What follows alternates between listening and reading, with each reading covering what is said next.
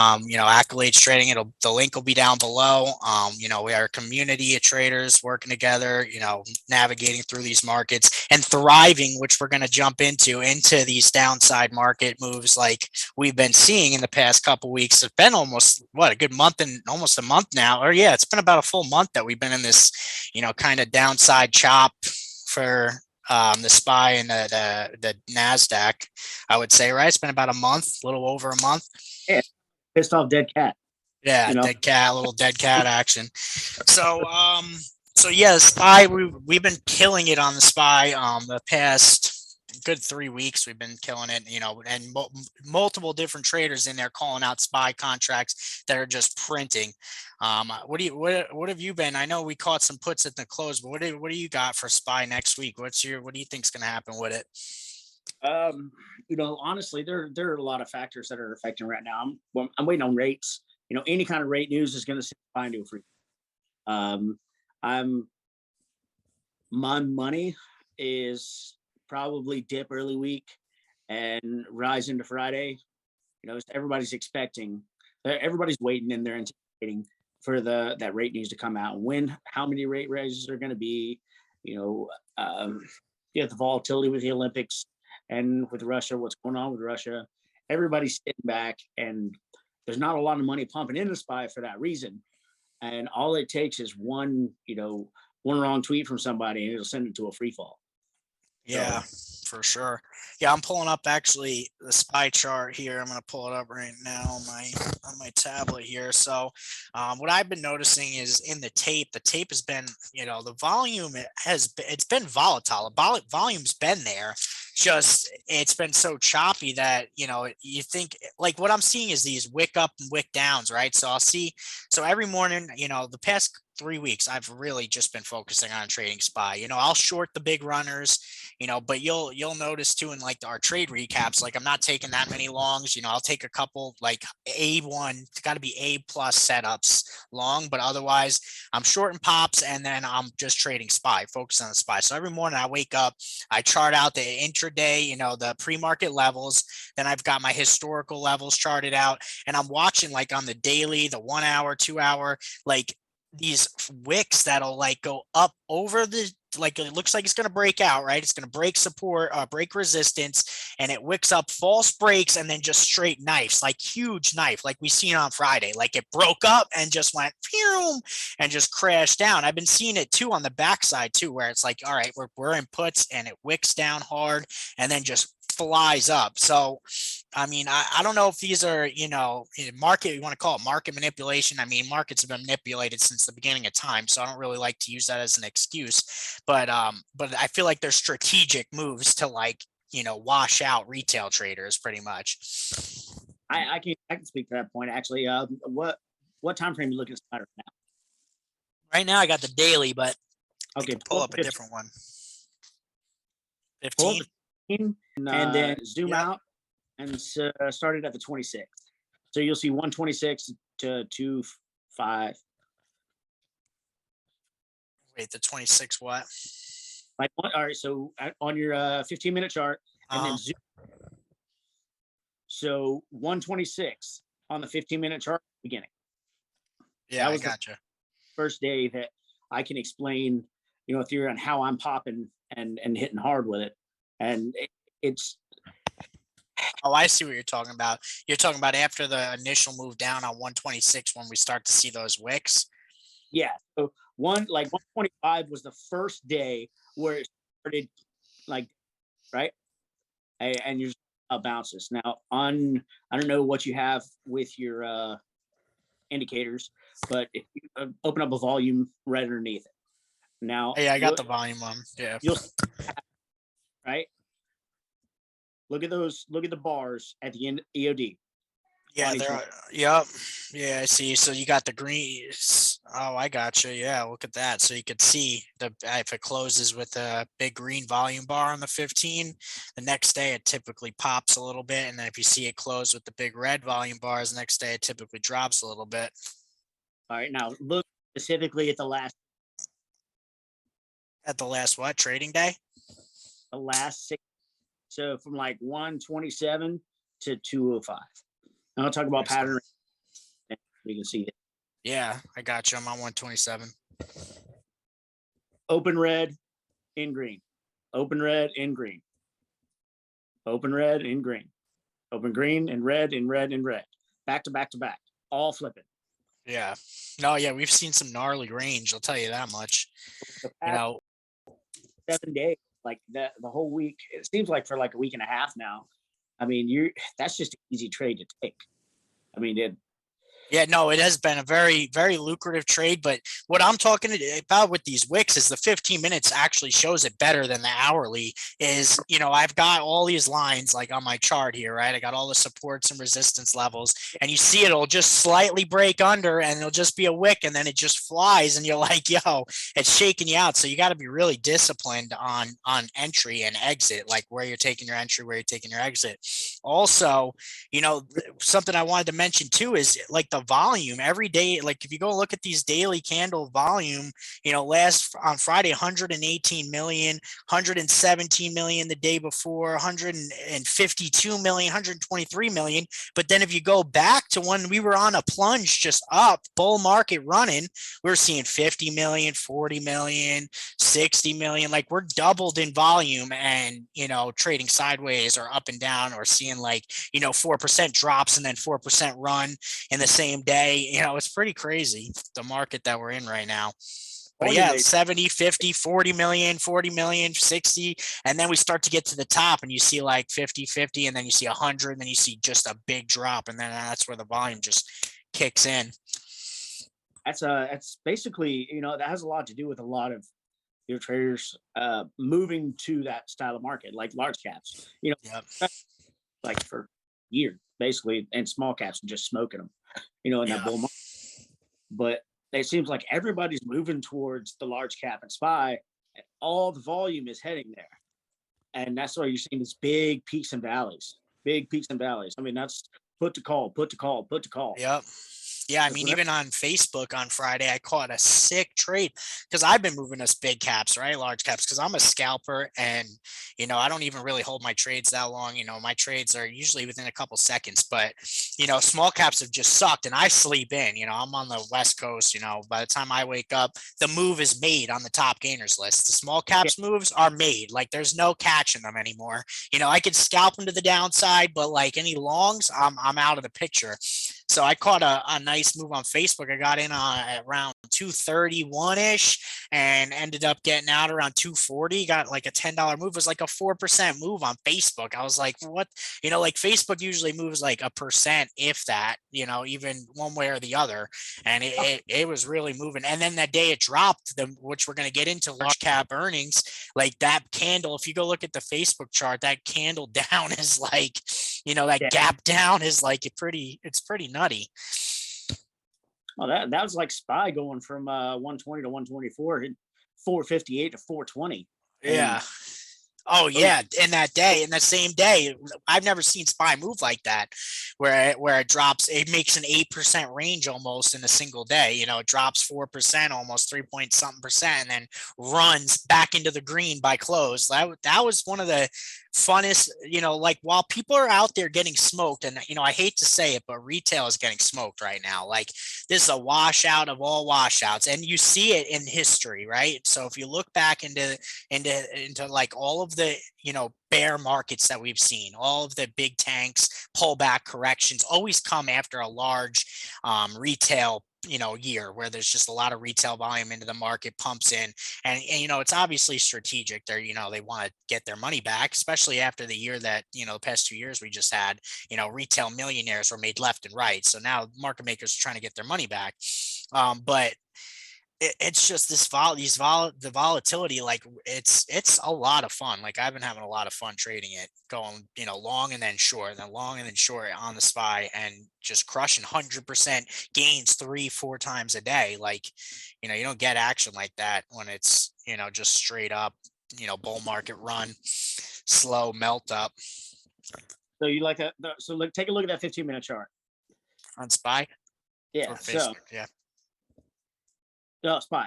Yeah, I got you. I'm on SPY. Coming in SPY, I think puts, are the way to go going on the next. So we started at let's see, 131 to 21. I see that as that's shoulder one. All right, so 2-2 to 2-3, double top. 2-4 to 2-5, second shoulder. Oh, are you talking about the head and shoulders? Yeah, I've been. Off double. Oh, that's it just reformed it. I remember I was saying that when we dropped the first time. I was like, we dropped off that head and shoulders on. Like, if you look at the daily, it's clear as day. That daily formed a head and shoulders, and then it dropped, and it's a small one up top here, the head and shoulders, and then now if you zoom back, you've got an even bigger head and shoulders on that daily that's still forming that right shoulder. Yeah, Like, it's in that range there, forming that right shoulder. And once that forms, like, I hate to crush the Bulls' dreams, but I don't think we're going to be out of this for a couple months. I think this is going to be, we're going to be in bear nation for a little bit. I think we're going to have huge volatility. You're going to have big green days. We're going to have big red days. And I think that it's just going to continue this trend, especially with the rates. Once the rates start to raise and we're at the uncertainty with going to war. Biden just pulled the trigger on sending us over, to join in a war that we probably shouldn't even bother ourselves with, but it is what it is. So yeah, it's definitely getting volatile out there. So I definitely highly suggest respecting them stop losses in this market, because it is one that'll take your fucking money quick.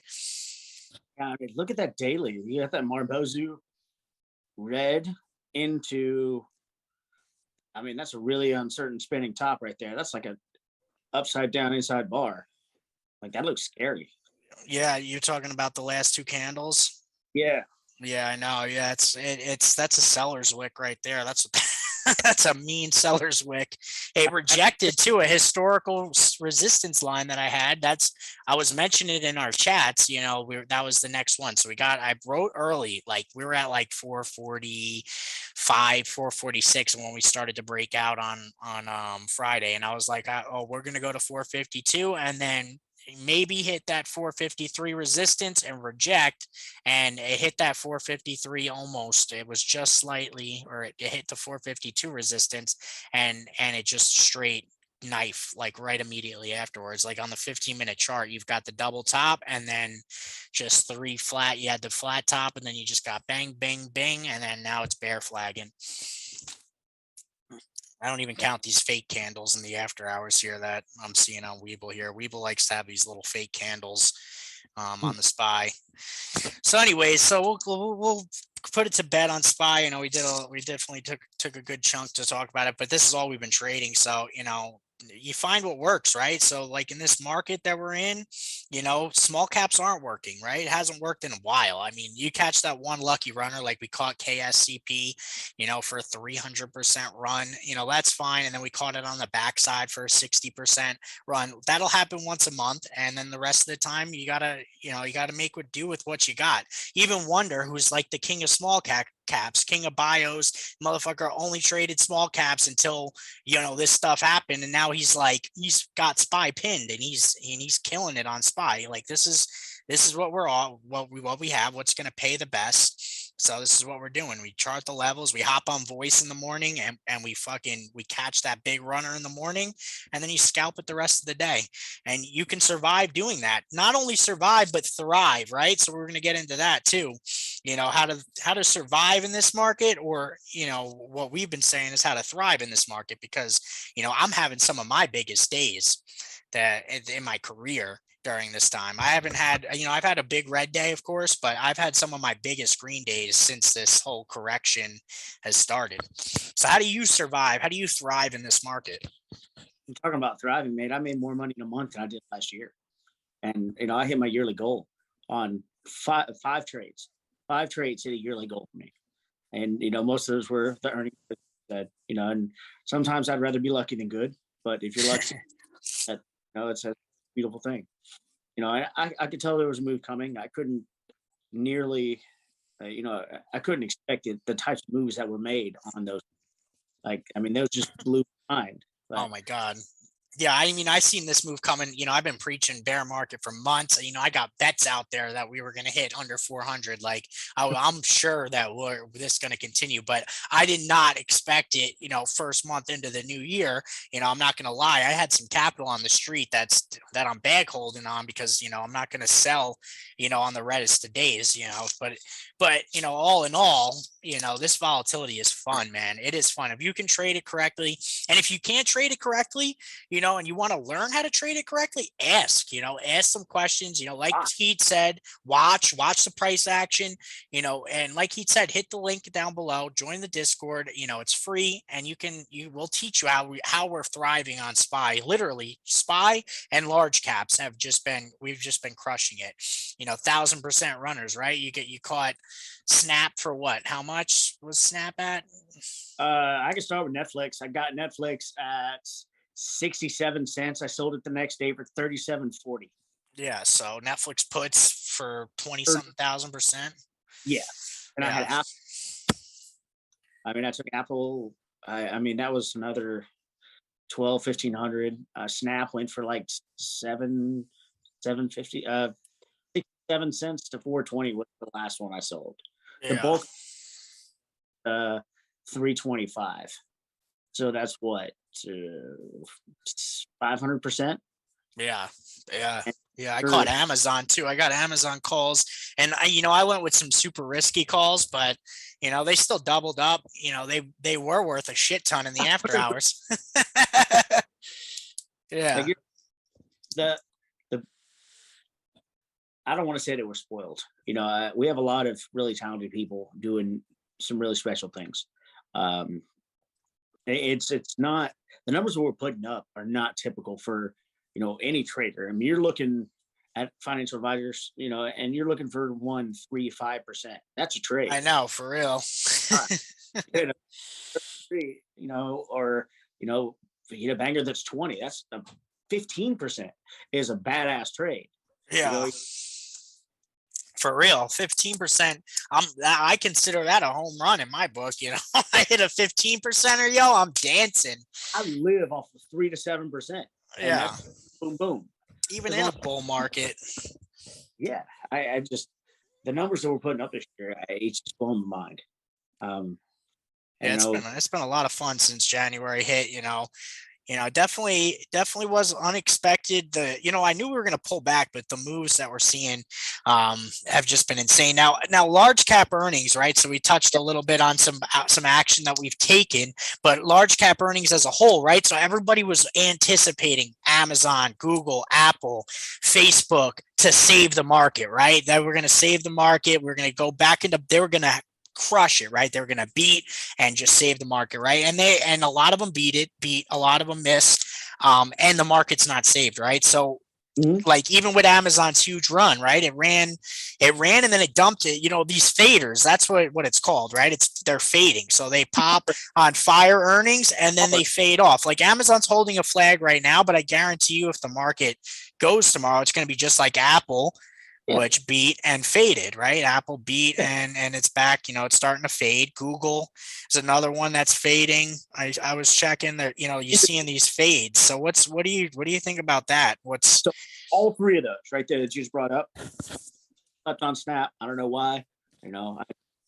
I like the under the radar stuff. I always have. I'll bet my algo for it. But the Facebook, that was just that crushed. But Amazon, I mean, that huge run, but you call it a dump. But that dump, it was still up $210. No, you're right. Yeah, I mean, it's not a dump. I'm talking about it's fading, not dumping. It's not dumping, but it's going to slowly fade because if the market fades, which we're expecting it to, it already started to on Friday. Amazon's going to follow. It holds a huge weight in the NAS and the S&P. So here's a read for you. So the Apple they brought up, Snap and Amazon, right? Big runs after hours, right? Sold off early and closed basically where it was after that huge run. Each time. So Apple closed, I want to say, what was it, 69? or 169 that day. Apple, let me see. Apple's up from after the earnings still. It is up. It's still holding, but it's starting to fade back into that downtrend. Apple's a little bit different. It's tricky. Apple's held up really well. Apple's held up phenomenally well during this correction. Like if you look at Apple's daily, it does have that head and shoulders look, but it's held up a lot better than a lot of the others. So Apple, go ahead. Sorry. So Snap has been working with Apple for several months with their security application and the way that they're building their profit structure. That was one of the major reasons it took Snap, along with Apple tanked the day before, not because of anything that it did or anything that came out. Yeah, 25% dump. It was like it rode down with Facebook. There was no reason that it should have gone. Any kind of good news would have sent it to the moon, but that $100 million beat, that's what took it to Mars. So a lot too with Snap is, this is what a lot of people don't get. So Snap was so after the fact, I read it a lot better than what had happened, right? So beforehand, I'm thinking puts, right? Because it's down 25%. The flow told me puts, right? But and Facebook, right? All of the social networkers have been, and the streamers have been missing. But Snap isn't like Facebook. Snap is communications. It's a totally different platform, a totally different clientele. Like they're getting more users are coming in. Facebook's having issues because of TikTok, right? TikTok, everyone's going to TikTok and leaving Facebook, and everyone, people that used to use Facebook for the videos are now using TikTok for the videos. Snap's a whole different, ball game. People use it to communicate. You got the map, track each other. You talk to friends, stuff like that. It's a lot different than TikTok. So it's still something that people aren't phasing out of like they are on Facebook. The premium service. They're trying to want to call it. What is that? What's that website where they do the amateur, whatever, OnlyFans, whatever? Oh yeah. Market. So now went premium, and that was something that Apple went into. Apple's been working with them personally with security and their revenue streaming. And honestly, I think Apple may take Snap. If it doesn't buy out, yeah. I forgot which way they voted to go with the SPAC, but I would actually look for something like that, a buyout. Yeah, buyout, and to be honest, besides the that 25% day down on Snap, it's held up pretty well too. It kind of looks a lot like the Apple chart, so similar to Apple's chart. So it's holding up well during this. And oh wait, no, I'm looking at the wrong chart. Hold on, Snap. Let me pull up Snap. Never mind, it didn't hold up well, but Amazon is what I was looking at. It's been holding up all right. But Snap, it doesn't hold as much of a weight too as Apple and Amazon and all them, so it can go against the market a lot easier. It is a lot more affordable. It's a lot more affordable.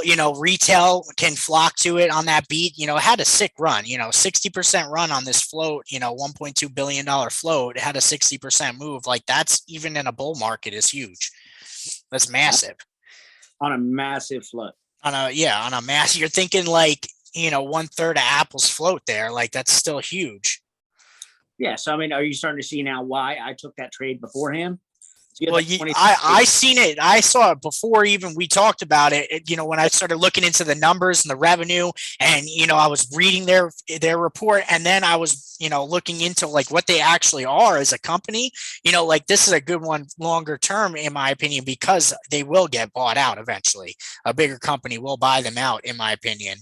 Maybe Facebook even would throw their hands into that because Facebook, is going to start to be on the downslope for a while, in my opinion, if they don't do something different, because right now they're losing users. This isn't the first report that they've missed on. They missed on the I believe it was the last or two reports ago that they missed on, or was it the last report that they missed? The last one. It was the last one. So they're starting to miss now. They've only missed 3 times in their history or in the past 10 years. And the 3 times are like the most recent reports. So they're going to have to start, fiddling with something to recover. Because if you look at the daily on Facebook right now, like it hasn't even bounced yet. on the daily. Here's a look. This is the first time It wiped. Excuse me. Hold on one second. It wiped an entire year, almost 2 years worth of gains off on that. Mark Zuckerberg lost $1 million in one day. I think it was that I read like Yeah. that. About book is in all of Facebook's history, right? We're talking back to whenever it came out, a long time ago. This was the first quarter they ever had a drop in users. You know, there's a lot that Facebook's doing to itself. There's a lot regulation is going to affect them in the future. You know, Section 230 is a big issue. You know, they're trying to fight the whole, are they a free platform? Are they, you know, editorializing? They're going to be fighting that. And I read something the other day that a lady tried to file a police report because she was sexually harassed in the metaverse. And there was 5 male avatars that took advantage of her and then took pictures, and she posted it all over the internet. You know, that avatars have feelings too, you know. Oh my God. But yeah, so Facebook's going to be an interesting one. So if you look at the weekly on Facebook, it's right at the MA 200 right now. It's if it gives up that MA 200, you know, I could see Facebook continuing this downtrend. But like I said, you know, Zuckerberg's a smart guy. He'll figure something out. They'll move some way. I know that he had a conference with, I think it was either all his executives or all of his employees. I forget what it was, but he right after the earnings report dropped, and he was firing off on everybody on different ideas on how they can, you know, reverse this. But I mean, if you look at it, it's, you know, it's not just Facebook. A lot of these large caps are starting to get, you know, killed a little bit here. So it's going to be interesting to see. Like I pull up PayPal's weekly, it's getting killed. PayPal's getting smashed by everybody now. You know, where's going to get, you have Stripe now, and Dan Bongino just opened up another one that, you know, everything's getting polarized by who says what, who believes what the rumors. Yeah. Buy the rumor, sell the news, right? Now it's just sell the rumor, buy back the news. People don't like, everybody's talking about boycotts. Boycotts are in effect, you know, just over the long run. Boycotts change markets. Like people are voting with their wallet. They're voting with, you know, their user, like the Facebooks. And, you know, people are not agreeing with a lot of Facebook's doing. So users are going to other places. Yeah, like Snapchat. Parler, Snapchat. TikTok. And, yeah. I mean, there are other places where they can go where people can say what they want to say. Exactly. You know, without fear of reprisal. You know, and then I'm not going to put anything in the air one way or another. It's not my job to, you know, tell people what to do with their lives. Yeah. You know, who owns TikTok is not Chinese company. Chinese company. Yeah, so it is there was wherever Joe Rogan just went. I'm trying to think of what it's called. They got off of Twitter and went to, I can't remember the name of it. There's so many platforms now that I know, it's crazy. You know what's another one that's holding up pretty well, actually?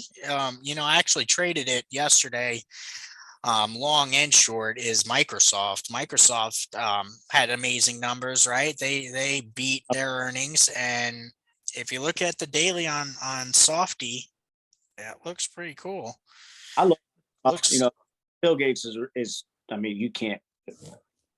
He's one of Bill Gates definitely. Windows is ran by so many companies, you know, Office is ran, you know, they're always going to crush. Yeah, Microsoft's not going anywhere. Yeah, no, they crushed, but look at that, like where the day the earnings were. It was 1, 2, 3, 4, 5, 6, 7, 8, 9, 10 days ago. That sick ass wick down all the way. So, you know, this is another theme, right? That we're seeing with these large cap earnings that might be something worth taking note on, is even on the beats, right? So Microsoft reported after hours that day, or the day before, was it the day before? It dumped all the way to $276. It wicked all the way down $276. So same with Snap, right? Day before earnings dropped 25%. You know, that piggybacking though. That again, that was one of the reasons I took my trade, because that drop came out of nowhere, piggybacking off something else. I'm interested in looking at what chart are you looking at now? I'm Microsoft. looking Microsoft. Yeah, I'm looking at Microsoft right now. Are you on the daily or? I'm on the daily. Yeah. All right. What day is it? Was earnings? Earnings was the earnings were the 25th, but the 24th candle is what I'm looking at, the day before. And even that day too, it had a nice little sell off, but that wick down, it wicked down all the way to 276 the day before. All right. Ooh, wow. Yeah, that is something I would just call a fluke. That was just looks like big money was pounding them. Yeah, I mean, either that or people, especially with the, how the market sentiment is, a lot of like more so investors, not day traders. Day traders love the volatility on an earnings report, long or short, but a lot of investors are going to get out too day before earnings report, regardless of beat or misses. I mean, just look at, Tesla, for instance, right? Tesla crushed their earnings, and they dropped 10% the next day. Same with Apple. Apple popped, but it dropped after its earnings report. And then, but even on the tops, like those days, like my favorite, like the big ones that you keep talking about, like Apple's, like even say you see something flying after hours, for instance, like Apple did, or like Snap. You're talking about right. That dump in the AM that ends at about 9:30, right? What does it do for the entire rest of the day? It climbs right out of that damn trench. Yeah, climb out. Yeah. Those are favorite trades to take. Like I'll take calls off that first red candle and just ride them all the way up. Those calls that I had taken those on Snap would have paid the same as they did the night before. Whenever same with Amazon, more, because I took and those were same day expos, dude. I messed up on that. So Snap too, I went short right after the earnings, right into the close after hours. I went short. I had like a 38.80 average. I had a really good average, and I woke up and I was up 10%. And had I just I literally covered near the bottom of that drop that it had in the pre-market, and had I just went long right there, I would have gotten a 10 to 20% move to the upside on shares if I would have gotten calls at open. And then Amazon too, right? My calls were a little bit over 100%. They were up crazy in the after hours, but because of theta and because Amazon sold off a little bit in the after hours, they ended up being 100%, which is still modest. But if I would have flipped and bought in calls at the open, those calls same day expo went from $225. Now, mind you, the day before I spent $1,100 for the calls before earnings, went from $225 all the way to $3,500. Yeah, but I'm saying you're looking, and I mean that was first of all, I got to laugh at modesty at 100% return. I mean, that's one of those. I know. Yeah. And especially in this market, people are bleeding dry, and we're like, oh, it's just 100%. Like, when we got profit shots going in the profits channel, 4,000, 5,000 percenters. Yeah, I hope it's in the bathroom at the Dodge dealership popping 100% plays all day. Yeah, on Tesla, he's trading Tesla like 7 different times, hitting 100% each time. Tesla's one I'm gonna have to start, eyeing some more, because I traded some puts into the earnings because of the market sentiment. I knew they were gonna crush, but I had a feeling it was gonna pop and drop, and I got lucky. I cut them at market open. I would have gotten a lot more out of my money if I would have held them that entire day. I cut them when it was down like 4%, ended up going down 11%. But Tesla makes some it's always one of the top volume large caps. So it's retail loves it. Eyes are always on it, and it makes some moves, man. And that's one it's actually in this down market sentiment. It's actually recovering right now. If you look, it's starting to recover a little. Actually. I mean, it's kind of looks the same as the rest of the charts. What am I saying? They all kind of look the same. Head and shoulders, bear flags, kind of just chilling in a sideways range. But still, Tesla's the first one I guarantee you it's, holds a big allocation in the NASDAQ and the SPY. And I guarantee you it's one of the first that'll start to go when it does. When the market does recover, it'll be the most volatile one to trade. You'll see big 10%, 15% days out of it. Option. Brother, I told you my brother doesn't do anything but trade Tesla, and the statistic he gave me, I forgot, probably a week and a half ago, 2 weeks ago, the option volume on Tesla alone is equal to the entire rest of the market. Just Tesla's options volume. Yeah, I'm looking at it right now. Actually, I'm looking at the open interest on them. Contracts traded. Yeah, wow. And all of the different contracts, even just the 11th, February 11th, couple hundred, the far out of the money ones, $400 puts, fucking 700 contracts traded on Friday. Yeah, but those are going to move. 550 puts, 1,000 contracts traded, 600 puts, 2,500 contracts traded, all the way to when you start to get closer in the money, you start to see, higher open interest on them. But yeah, that's I didn't even know that statistic. That's pretty good info to know, because that's what you're looking for when you're an options trader, is liquidity. 440 put on a Tesla. Like, I mean, you shoot yourself in the foot, light money on fire, whatever the hell you want to call it. You're buying a Tesla put at 440, it's not going. But that contract's going to move because there are 700 contracts being traded. Just that's going to move the contract. Yeah, another 700 trades on Monday, and that in itself, the liquidity will push that, and you'll make money off that. Even if it's 20%, you're getting Tesla contracts for 20, 30 cents. You try to trade a Tesla contract anywhere near, near the money. Yeah. You're talking $1,500 to $7,000. Yeah. Per contract. Same with Amazon. Watching money just fucking move. Yeah. So next thing, so large cap earnings, we're seeing the fade. So we got into, some of the beats, some of the misses that we've seen, what we've been playing. We went a little bit over on how you've been playing the earnings here, and your thesis, going against the grain and what people aren't doing.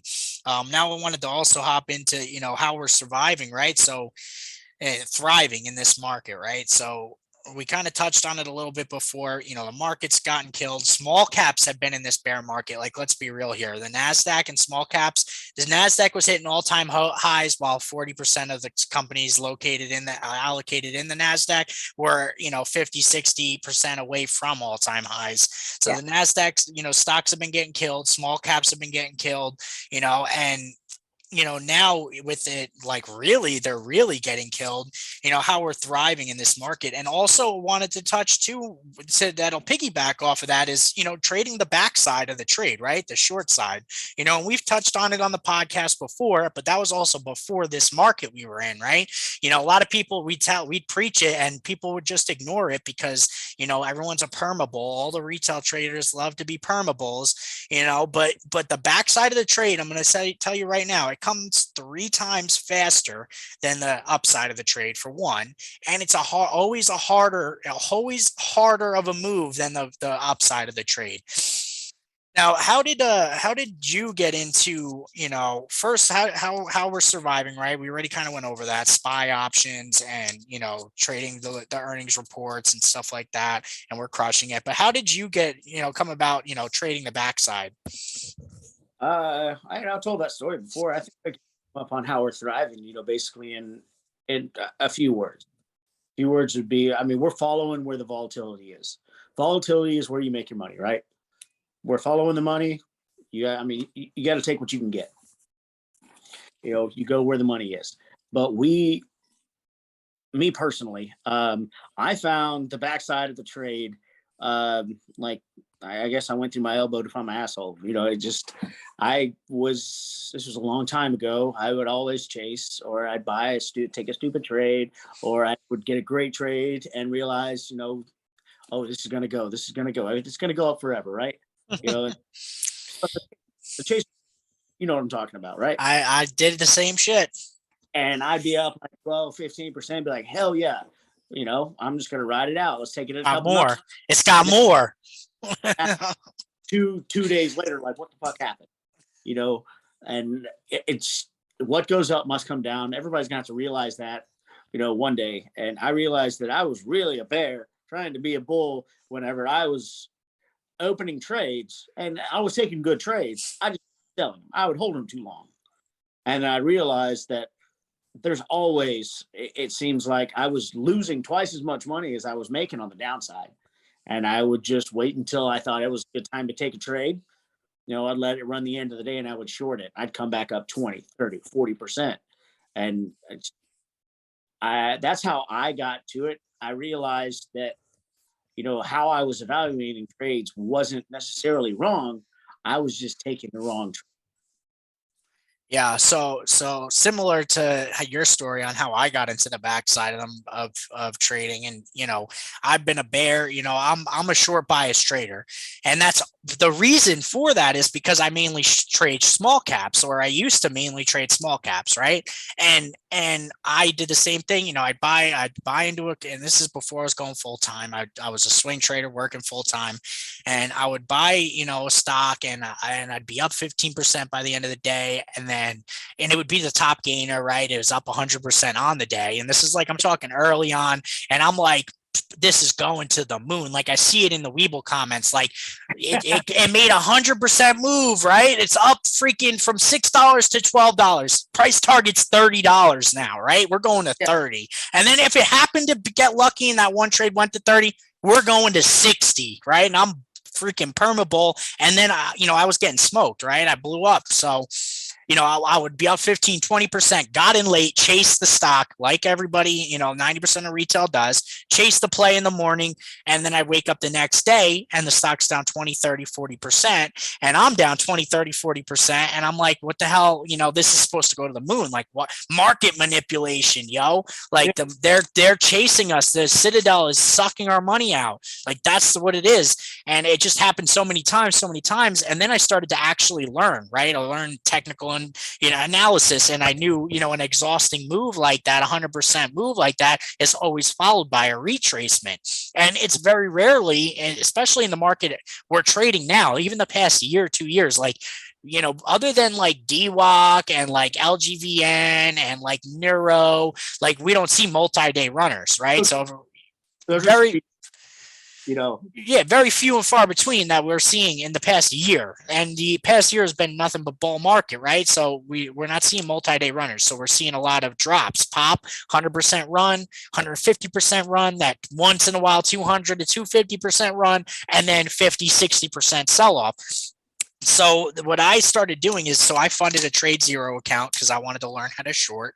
I was just over PDT when I started learning how to short on Weeble, and I pulled out $2,500, put it on Trade Zero, and I had 3-day trades a week, and I used that to short. And why I did that is because Weeble never has locates. 99% of the time, if Weeble has locates, it's not ready to be shorted yet.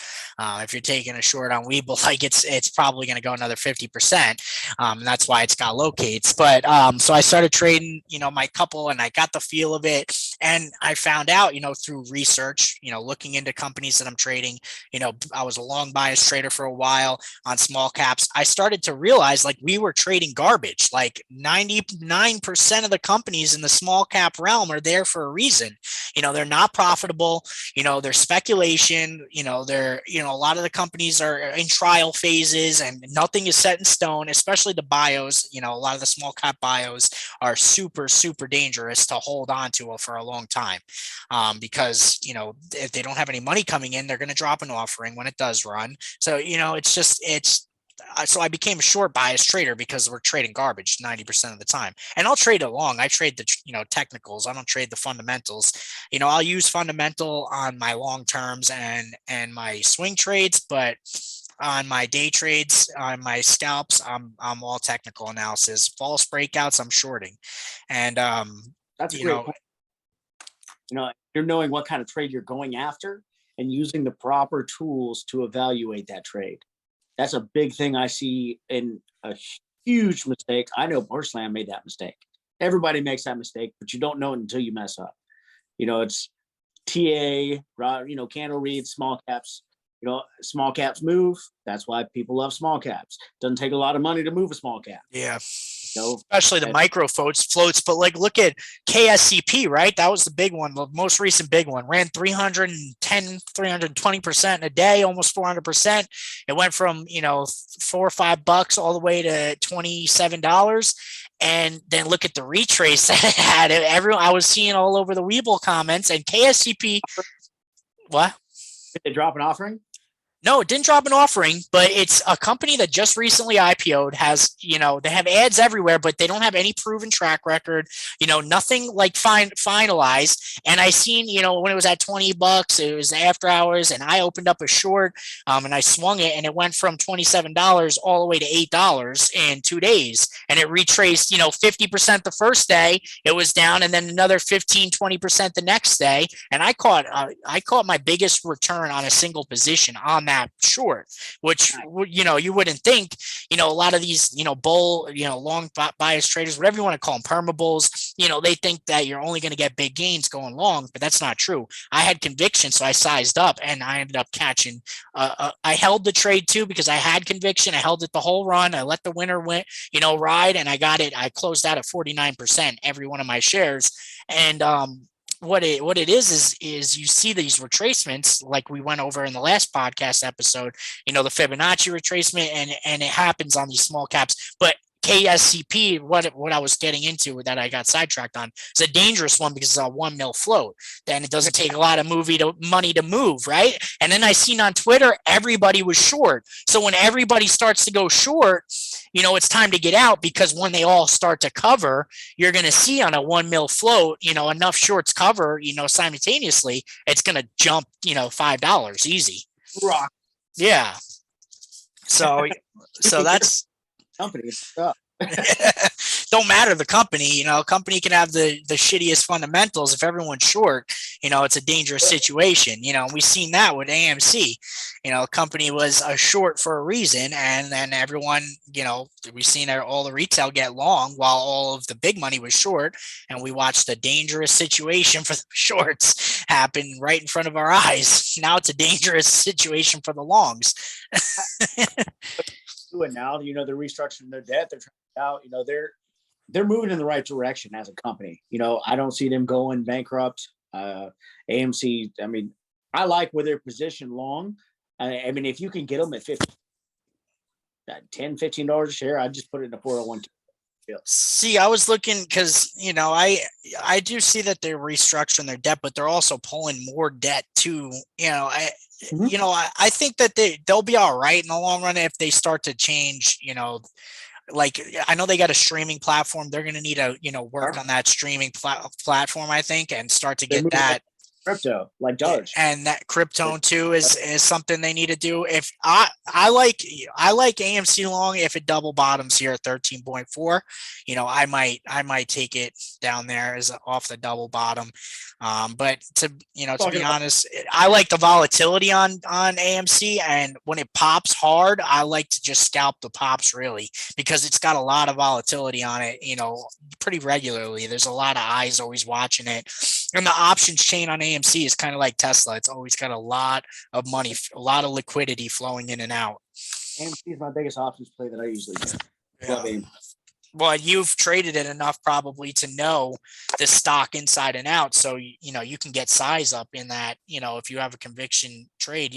Options for me, I usually keep them pretty small because I'm not the best, I'm not going to portray myself as some options trader, because I'm not. I'm a small cap scalper, and now I'm starting to transition into large cap scalper. But I love to trade options, so I don't size up as much. But if I have conviction in an options play, like a SPY recently, I've been sizing up, and it pays off. Let me tell you, it does. And my goal this year, we talked about it in previous podcasts. I was going to learn options.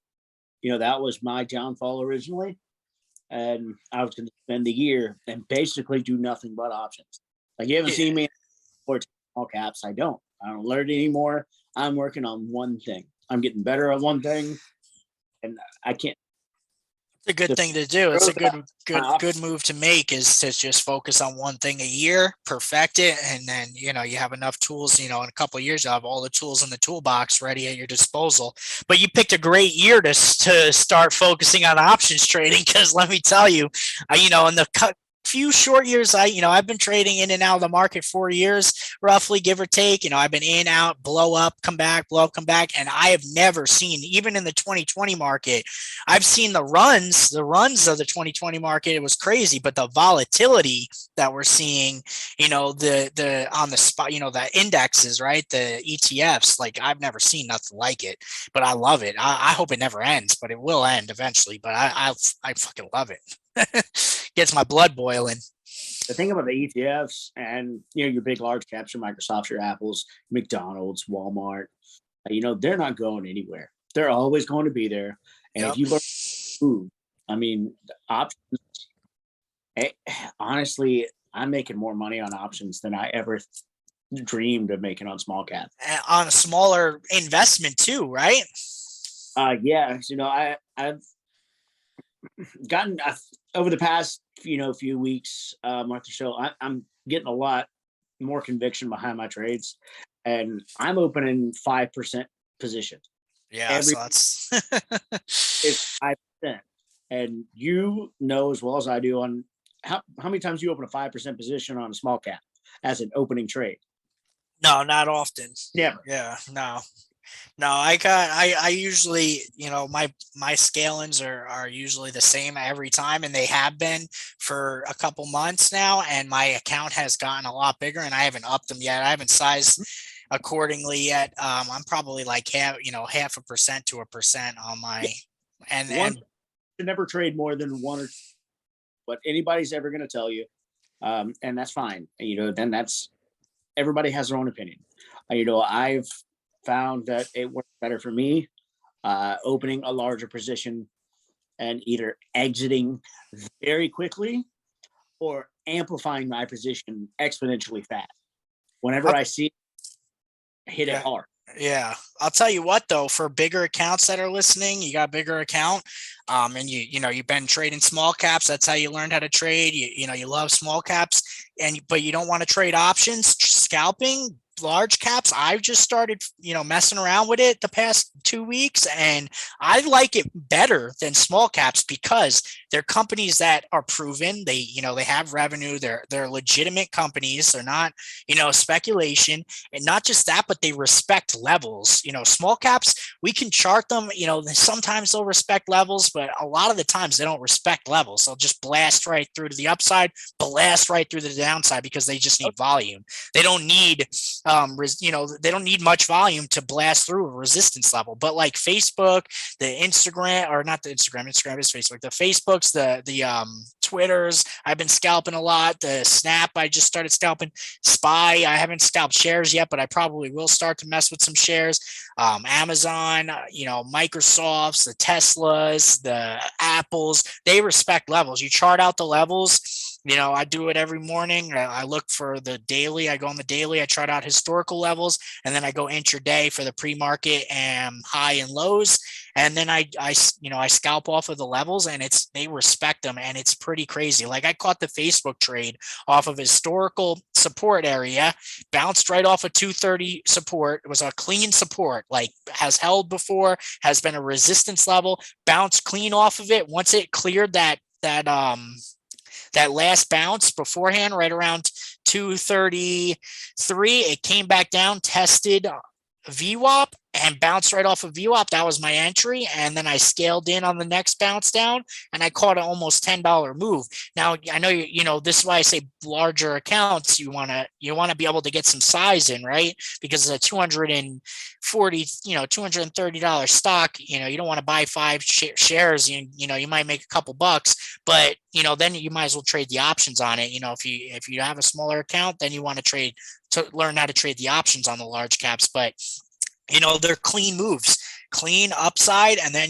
I went short right around 240 when it started to fail that breakout, and I caught a $5 move down to the backside. So I caught $15 a share. I had about 1,000 shares. I made a couple $1,000s off of Facebook scalping. And usually with small caps, how the market's been right now, you're not catching moves really. You'll catch it if you're up early enough and you got fast enough fingers. But for someone like me who likes to sleep in, I'm missing the moves. So I've just been kind of focusing on these large caps, and it's definitely been a lot of fun. But that's going to bring us into the next topic I wanted to go into is that you had mentioned. So PDT, right? How to avoid PDT, how to trade around it. Not at 90, probably about 80% to 90% of retail traders are under PDT, right? Especially now with this washout, I'm sure, some new traders are coming in and getting smoked. So what's your take on that and on trading around PDT, how to avoid the PDT, I mean, obviously you can't avoid the rule, but how to, network yourself around it. So I mean, first I'll tell you, like PDT is set in place for a reason, and it's to save people. So I mean, that's something I have. But if I want you to know, if you have a PDT, that you can be reset one time inside of 180 days. Okay, so if you pop a PDT and you don't know this, send a message to your broker, apologize, say I realized I did something wrong, and they will reset it for you. You can trade again. They can do it once every 180 days. That's a key point that everybody should know. But taking trades, you should always have a day trade available, always, because you're never going to get them all right. People like to talk about their win rate and their 70, 80, 90%, and that's great. Everybody basically doing that's losing money because they're losing more money on the trades they lose than the trades they win. The whole trade's too long, and it's not. Especially when you're under PDT, right? You're under 25K, you take a trade and let's say you're not on margin or you are on margin. That's a better example, right? You're on a margin account, so you only have 3 day trades a week, and you take your last day trade on a Wednesday and it immediately works against you. The mentality that unless you're like extremely disciplined and your emotions are under control and you just cut it immediately, the mentality is going to be, oh, this got to bounce. I can't lose on this trade. I'm going to hold it here. I'll add more. I'll average down. So it's definitely, hopium. There you go. And always have a day trade available. I like win rate. Whatever I'm taking trades, I would say probably over the last year, my win rate plus minus is probably only 30, 40%. But those 6 trades I'm losing on, I'm only losing 1 or 2%. Those 4, I'm hitting 10, 15, 20, even 5, 7%. Like it's always averaging out. I try to tell people, be the best loser. You want to live, be the best loser you can be, because you're not going to be right. You're playing against great white sharks and you're swimming around like a guppy. Like a guppy, yeah, like a goldfish. Told you floating that the guppies are busting ass on. Like, I lose as little as possible. If you're wrong, admit you're wrong, cut it right there. But when you're right, you hammer it. Yeah. So to piggyback off of what you're saying too is, God, I had something I wanted to say with the guppy and there it is. Somebody told me, right, that when I was learning and coming up and under PDT is, the win rate don't matter, right? And I'll tell you now, and I'm not even going to be cocky, but my win rate's all right, but I do have losers every day and a lot of them. I don't even alert most of my trades because I'm scalping so quickly, but my stop loss is 1%, not even. Sometimes it's a couple, on a large caps, a couple cents. I have support and resistance levels. I got the VWAP that I'm watching, and most of the time my stop loss is under or over VWAP. And but what it is a game of survival, right? So the longer you can survive in this market, in this game, especially this market, you miss the fucking bull run. Like if you're just starting, you're just learning how to trade now, like you miss the fun. You miss the big runners every day. Like, it probably won't come back for a while, but eventually it will. But right now, like it's survival mode, right? Game of survival. If you can survive long enough and protect capital long enough, preserve your capital long enough, cut your losers quickly, and ride the winners when you have them, you'll survive long enough for it to click, and then for you to be like a machine. And then you'll just be, you might not win all the time, but you'll be able to be like, okay, here's my risk. I cut at this, and here's my profit taking areas. And then you'll be a machine, and then you'll be no longer surviving, but you'll be thriving. That was a good point you brought up. Not caring about your win rate. The reason specifically my win rate is where it is, and I'm not saying that I couldn't pull off 8, 10 you know, 80 to 100% win rate. Yeah, and that'd be fine on 1%, 0.5% trades, 2% trades. That's not going to properly show what I'm willing to risk to what I'm willing to get. I take higher risk trades and have extremely small stop losses because I like risk reward. You know, I will take higher risk trades because I get a bigger return.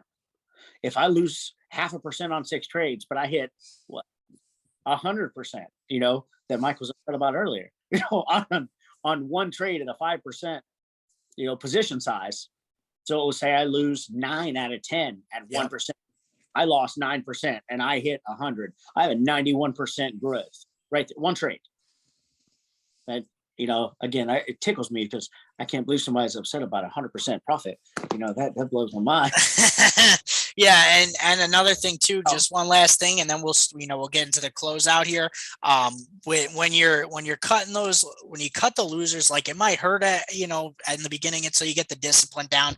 But you know, if you're cutting them small enough, so what I do, right? So this is what I do. I've got a stop loss for the day, right? I have a certain amount of money. Once I hit it, I'm done for the day. It's a red day. I take my loss on the chin, come back tomorrow. I then divide that risk for the day into my trades. However many trades I usually take, I divide it up into that. That's my risk. And then my reward obviously is always going to be comparable to that.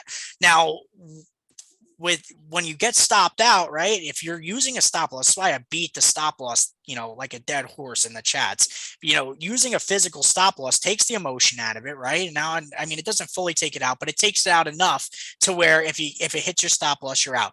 Now, if your stop loss is in the right position, the next trade you take, even if it's not the same day, if it's a winner and you stopped out, manage your risk, your winner's bit, you know, let's say you stopped out 2%, your scalper like me, your next trade is a 5% winner, you just won 3%, and you know what I mean? So you've got to think of it in a different way than just, oh, you know, if I stop out here, I lose this money. Like, you know, I don't even look at it as money anymore. I look at it as, you know, it's a game. We're playing a game against experts.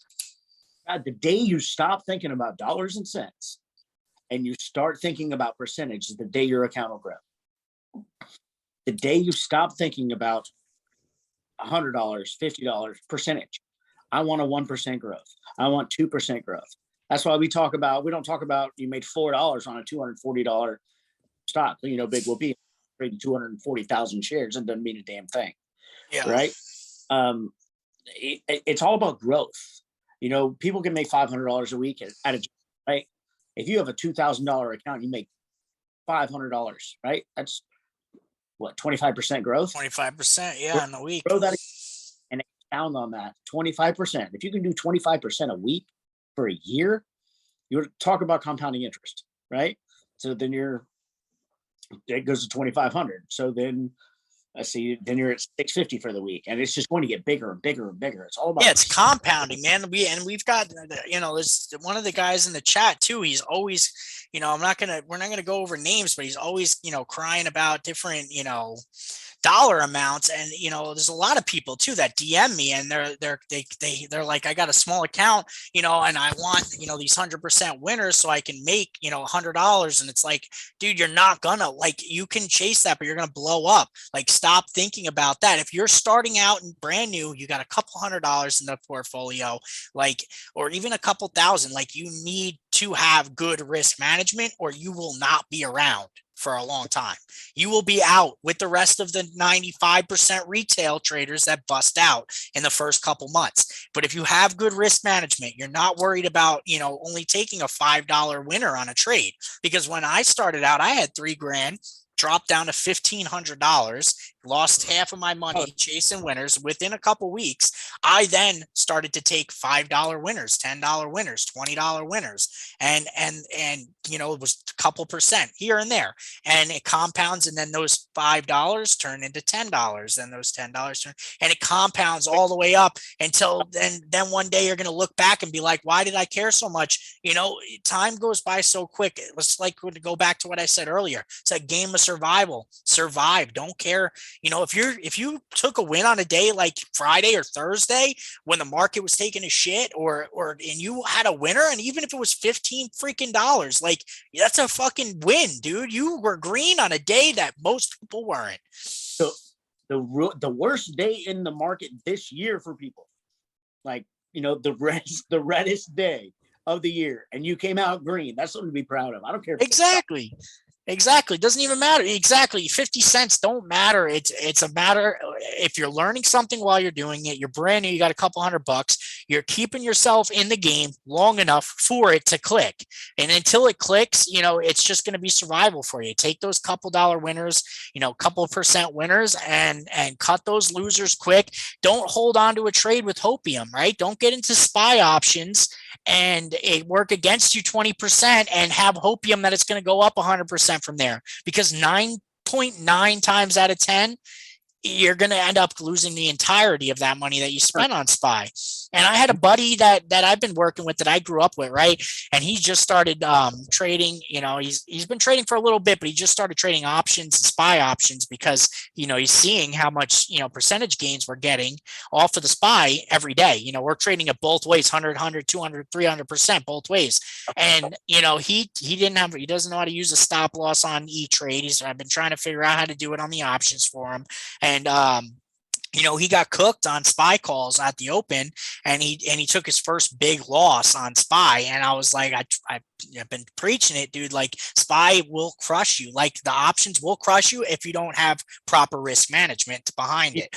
You can make a killing off of SPY if you do have proper risk management and you cut the losers and ride the winners. You will make a killing in this volatility. But like I said, it's a learning process, and it's a survival. Like, we just want to survive until it clicks. Once it clicks, I promise you stay around long enough, like, you will live a life beyond your wildest dreams if you learn how to trade and are profitable. Like, I don't do shit, bro. I sit on my ass most of the time. I work my couple trades in the morning, and then I get to hang out with my fucking daughter all day. I get to do things, like, it is the life. But a lot of pain and time came to put into this life. I got smoked multiple times. I got smoked multiple accounts, and I was working full time while trying to fund the account and trying to learn how to trade. I was up all night studying, reading books, listening to podcasts, and you got to put the work in order to see the rewards. Just following trade alerts and expecting the huge percentage gains, huge dollar gains, and to be able to be financially free is not how it's going to be. I'm sorry to tell you. I tried that method. I joined Discords and just followed alerts, and I got cooked. I like people. It doesn't matter what it is. Money is the easiest thing in the world to get because it's all people care about. I can tell you the equation of money right now, right? You plus time equals money. I don't care what it is, a job, a hobby, trading. The amount of time that you're willing to put into something and to do it right is going to equate to how much money you're willing to pull out of something. You're going to McDonald's, cooking fries, you're going to make $9.50 an hour. That's not a whole lot of time. There's not a whole lot of effort. There's not a whole lot of knowledge. There's not any extra time that you have to put into that to pull that out, right? Yeah. And with working any job, I'll take a dick. I don't care. I'm not a proud person. I never have been. Most people know who I work for and what I do. I grew up on a farm in South Georgia. I mean, dirt poor. I've struggled. I am where I am now because of all the things that I've done wrong, not because of what I did right. Yeah.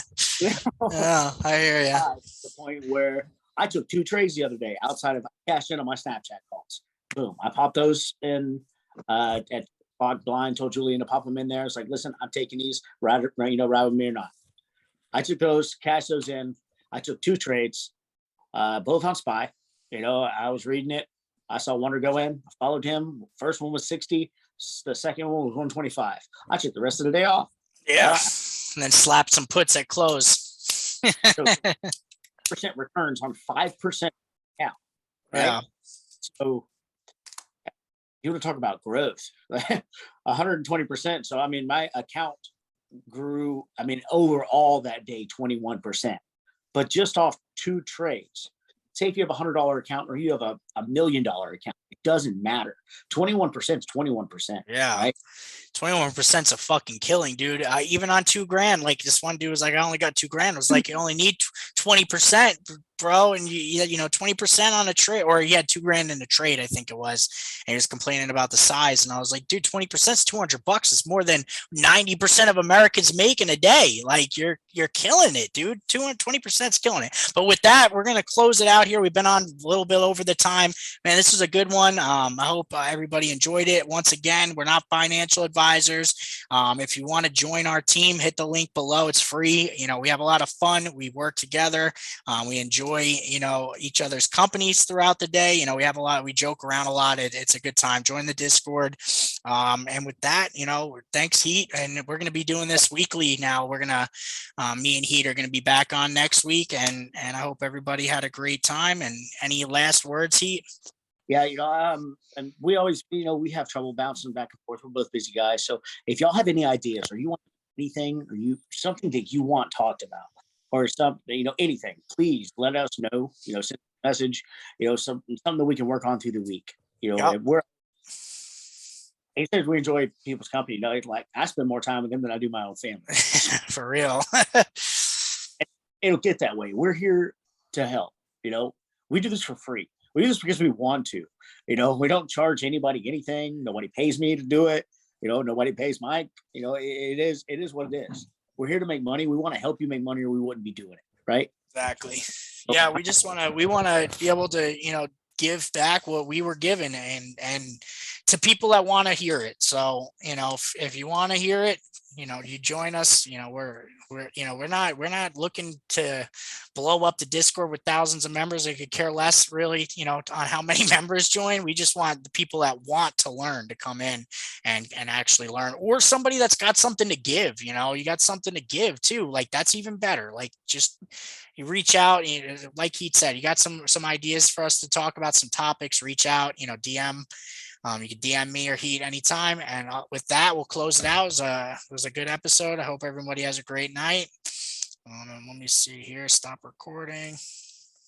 All right, guys. Y'all have a good night. All right, cool. We're good.